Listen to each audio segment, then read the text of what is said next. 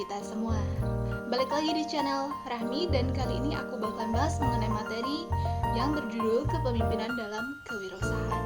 Nah, teman-teman sudah pada tahu belum kalau kepemimpinan merupakan modal yang sama pentingnya dengan kepercayaan dan kreativitas. Tanpa adanya kepemimpinan, entrepreneurship itu tidak bakalan ada. Dan dengan adanya kepemimpinan, sebuah usaha itu akan dapat tumbuh besar dan luas. Sekarang mari kita cari tahu apa itu kepemimpinan.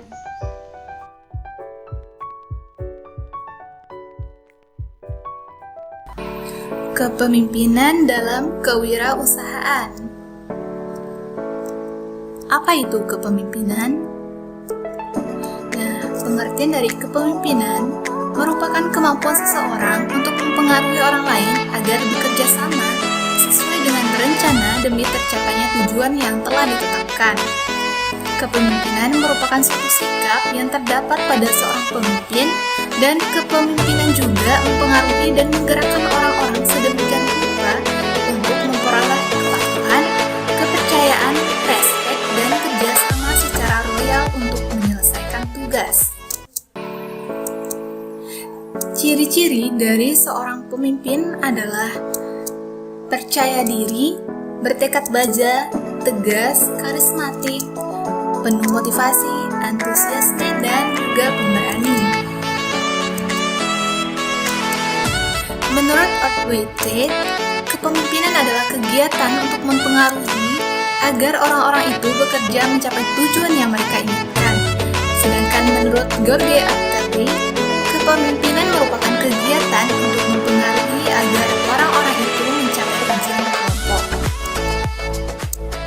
Keterampilan dalam berwirausaha yang harus dimiliki oleh seorang pemimpin, yang terdiri dari inisiatif, kritis, pendengar yang baik, memotivasi bawahan, pandai mendelegasikan masalah, dan juga disiplin. Pertama-tama kita bahas dulu mengenai inisiatif. Seorang pemimpin harus memiliki inisiatif sehingga mampu mengambil keputusan dengan tepat dan cepat dalam bekerja. Yang kedua, pemimpin harus berpikir secara kritis. Jadi seorang pemimpin itu harus berpikir secara logis agar mampu menganalisa segala sesuatu dengan baik dan benar, dan juga menemukan gagasan yang efektif bukan asal-asalan, dan juga memiliki pengetahuan yang luas sehingga dapat mengevaluasi informasi dengan baik. Hal ini penting karena mengambil keputusan dalam menyelesaikan dengan baik dan benar. Pendengar yang baik. Seorang pemimpin harus mendengarkan dengan baik, karena kelak seorang pemimpin itu akan banyak berinteraksi dengan yang namanya customer ataupun pemimpin bisnis lainnya. Oleh sebab itu, pemimpin harus bisa mendengarkan dengan baik agar dapat memberikan umpan balik dan juga memahami maksud orang lain sehingga menghindari terjadinya salah pengertian. Lalu ada memotivasi bawahan.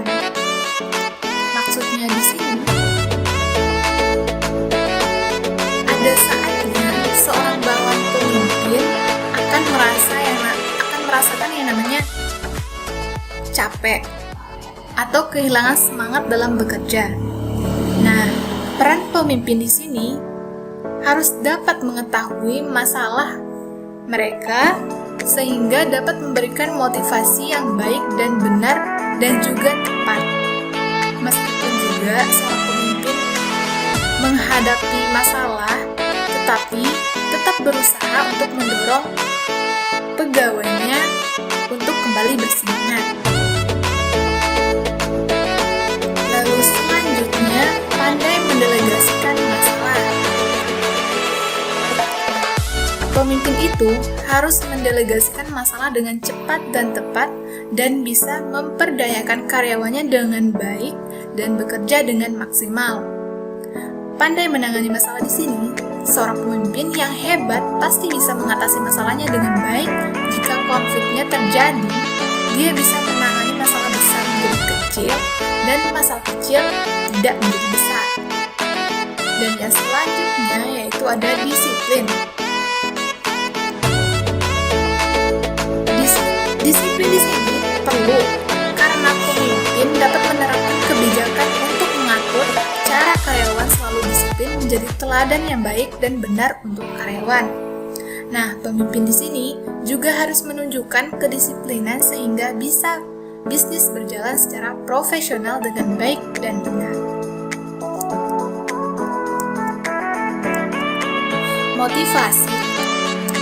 Motivasi dapat diartikan sebagai tujuan atau pendorong.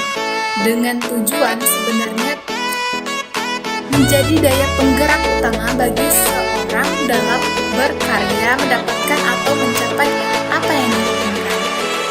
Motivasi merupakan tenaga pendorong atau penarik yang menyebabkan adanya tingkah laku ke arah suatu tujuan tertentu yang menurut Mulyasari.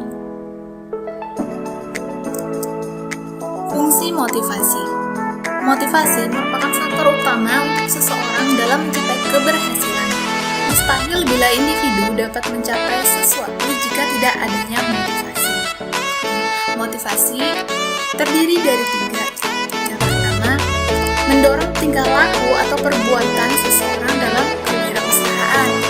Yang kedua, mengarahkan perbuatan yang sesuai dengan tujuan yang diinginkan. Dan yang ketiga, menggerakkan tingkah laku seseorang. Cara membangun motivasi terdiri dari 2. Yang pertama, motivasi intrinsik dan motivasi ekstrinsik. Nah, motivasi intrinsik ini yaitu keinginan beraktivitas atau meraih pencapaian tertentu semata-mata demi kesenangan atau kepuasan dari melakukan aktivitas tersebut. Motivasi intrinsik ini adalah adanya pengaruh dari diri sendiri. Contohnya, seseorang menyukai musik, seseorang itu akan mencari informasi yang berkaitan dengan musik tanpa adanya pengaruh dari orang lain. Dan motivasi ekstrinsik ini yaitu keinginan untuk mengejar sesuatu tujuan yang diakibatkan oleh imbalan-imbalan eksternal. Motivasi ini terjadi karena adanya pengaruh dari orang lain. Contohnya, ketika dia ingin mendapatkan gaji yang lebih tinggi, maka dia akan mendengarkan pengaruh-pengaruh dari orang lain.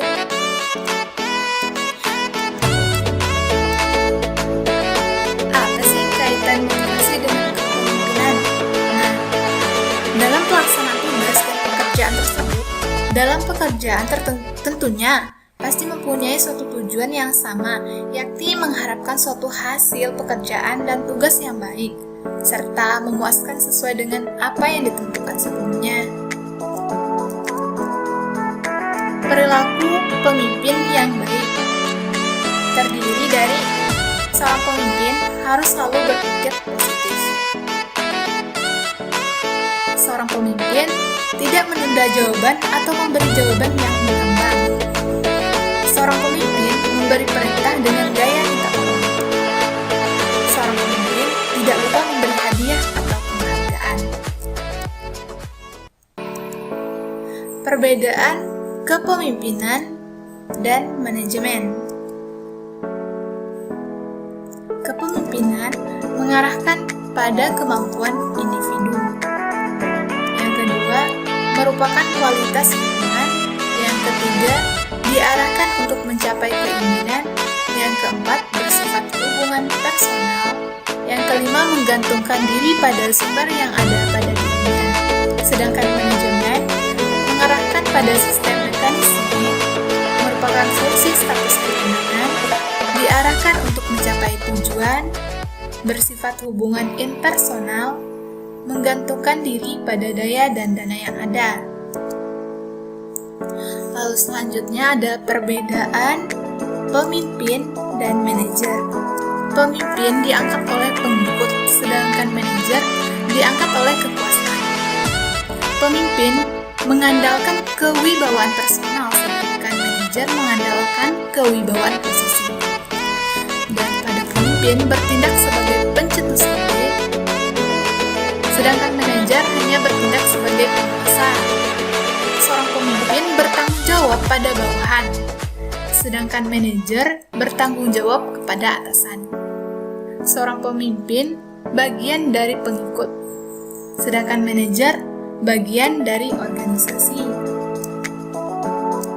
Lalu ada perbedaan sikap dan cara berpikir seorang pemimpin dan manajer. Seorang pemimpin memiliki sikap yang pertama mencari alternatif baru, yang kedua mengembangkan problem sebagai suatu tantangan, yang ketiga menemukan solusi, yang keempat menghargai pembaruan, cara baru dan tidak terlalu terikat pada aturan, yang kelima berpikir different. Sedangkan manajer menurut pada atasan, menggunakan cara pada umumnya, menemukan satu cara saja, mengekor pada orang lain, tertib untuk menghasilkan duplikasi kerja, mengatur orang berdasarkan aturan, berpikir konvergen. Terima kasih kepada teman-teman yang sudah nonton video ini. Semoga materi tadi dapat menambah pemahaman teman-teman mengenai kepemimpinan dalam kewirausahaan. See you next time.